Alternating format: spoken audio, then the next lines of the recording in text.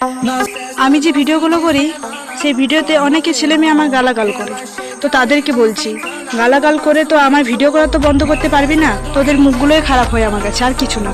মানছি সেরকম কিছু করতে পারিনি, কিন্তু ভিডিও করা আমি কোনোদিনই বন্ধ করব না।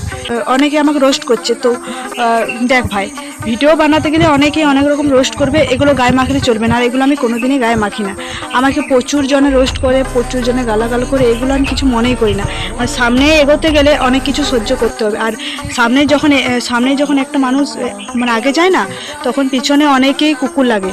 তো যারা তোমাকে এভাবে মানে ভিডিওর মাধ্যমে গালাগাল কমেন্ট করছে, তাদেরকে ওই কুকুর ভেবে সাইড করে দিয়ে চলে যান, কারণ যারা পারে না তারা সবাইকে জ্ঞান দেয়। আবার অনেকে অনেক রকম বলে, এই তোকে রোস্ট করছে, এই রোস্ট ভিডিওটা দেখলাম, আমাকে ইচ্ছা করে শেয়ার করে, যাতে এগুলো আমার খারাপ লাগে। আসলে আমার এগুলো কোনো খারাপ লাগেই না, তারা চায় আমাকে শেয়ার করে যাতে আমার এইগুলো দেখিয়ে আমার খারাপ লাগে, কিন্তু সত্যি কথা বলতে খারাপ লাগেই না। যারা রোস্টার তারা রোস্ট করবে, রোস্টগুলো গায়ে মাখলে কোনোদিনই সামনে এগোতে পারবে না। তো যারা যেরকম রোস্ট করছে করুক, সেগুলো তো গায়ে মাখলে হবে না, তাদের সেটাই কাজ।